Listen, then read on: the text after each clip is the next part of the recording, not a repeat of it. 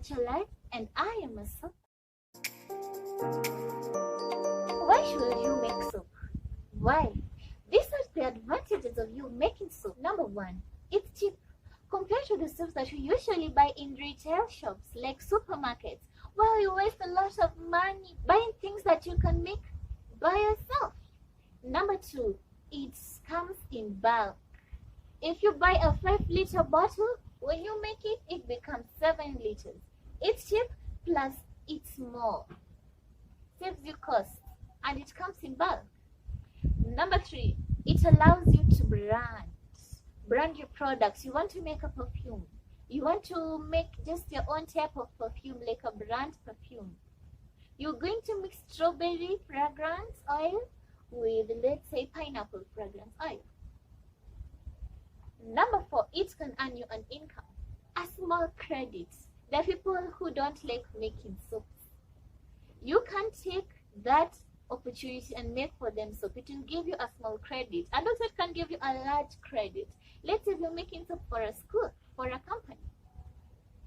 There are very many reasons of why you should make soap and many advantages. So what are you waiting for? Do you have the right equipment for making soap? Do you have a wooden stick? It's very important for beating those chemicals, mixing them in a round motion. Another thing that you need is a weighing scale. It can be computerized, it can be manual.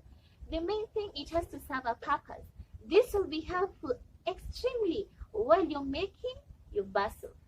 And also a calculator for making your soaps. Another thing that you need is an apron. These chemicals might mess up your clothes. Do you have a black cloth that you like? Yeah, you may have. So if you're mixing chemicals without an apron, it may change the color of your clothes. From white to blue, from black to white. Another important thing that you need is a mask. It's very important. When these chemicals are reacting, they kind of produce a certain smell which may affect your lungs. So this is to protect your lungs. You also need gloves. These chemicals may also mess up your hands. We're going to do what brought you here. Making soap. Yeah.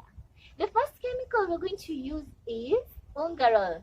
It is also known as sodium lauryl sulfate. It is kind of whitish and very thick. We're going to put it first in our base. So that's the first step.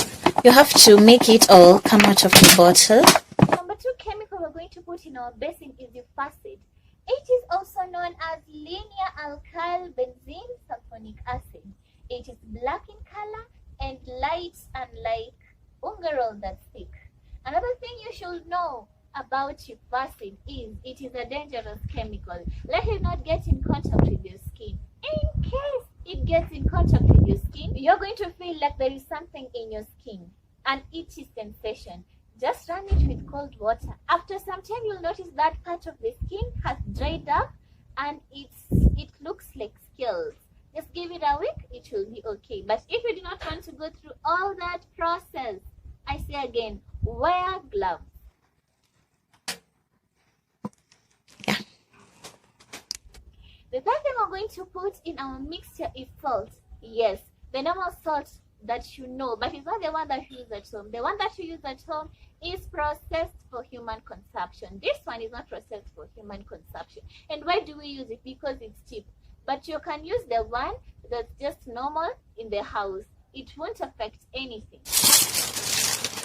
So I've kept the salt. All these solid chemicals in our basin, that is Ungaroll, Ufacid, and salt. We are going to mix it until it turns into a white, thick substance. So now is when now you'll understand why I told you. Use a wooden stick cane to beat the chemicals. Yeah. Sorry, that wasn't even called for. So now you mix it. There are very many styles of making soaps, but I'm going to teach you this style. For me it's the easiest. The first thing we're going to do, we are going to add a jug of water in our mixture, preferably a 1 liter jug of water. The next thing we're going to add caustic and STTP. Caustic is crystal-like and STTP is a white powder. Oh, you see the way they look like? They're crystals. You see? Crystals.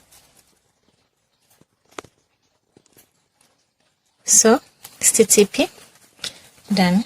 If any crystal gets in contact with your skin, it will dissolve inside and form a hole.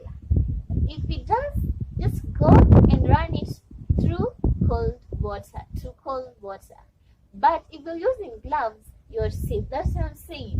Use gloves. As I mix, it's supposed to turn to be a thick white liquid. So you mix well. Been mixing it. You see how it has turned into a white liquid, thick white liquid. So let me surprise you with soap. So the more water I add to this solution, the thicker it will be. 1 liter of water.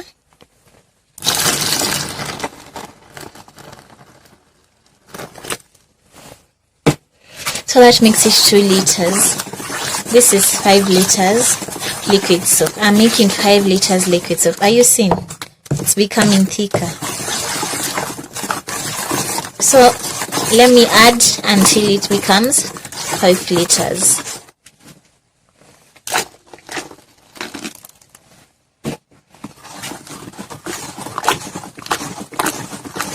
So the main thing, you mix well.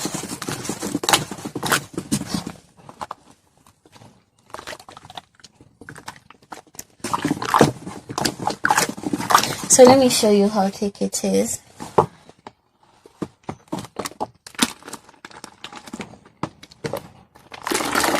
So now we're going to add color. I prefer green because I'm doing it for commercial purposes and my client's favorite is green. So you put whichever color you want, but please do not put a lot of color.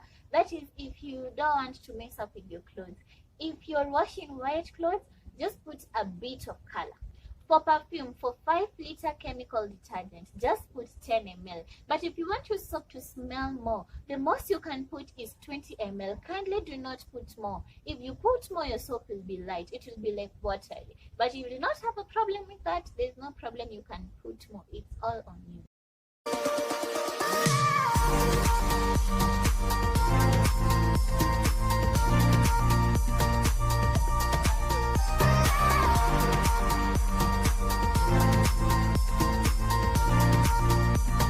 Have you seen the magic? Have you seen it? Magic! So our soap is becoming thicker. So let it rest for about a night. And let's say if you're waking up, let's say at 12 a.m. to go to the toilet, just go and stir your soap and still just go back to sleep. It's ready for use. But in case you don't have time, you can use it now. It's still ready for you.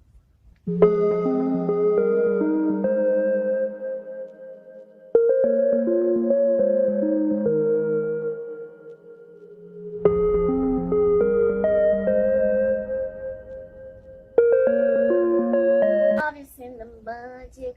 Have you seen the magic? Our soap is thick. The color is smart and it looks perfect. I had already kept my soap in a 5 liter bottle. That's why you could see it was kind of small. Yeah, and then I remembered you haven't recorded this, Catherine. It was so much work again to put it in the basin. The small that were there, I took a video and you saw how thick it was. So what about you? How's your soap? If you're following my method, it's thick and it's foamy. It's full of foam, right? Next time I'm going to teach you how to make that specific soap with a different method. The difference is this other method that I'll teach you will make the soap thicker. I will still use the same chemical. So stay tuned to this channel as I will be making you a pro in soap making just like I am. Thank you all for watching my show. I am humbled. Kindly share and subscribe. Till we meet again. Ciao.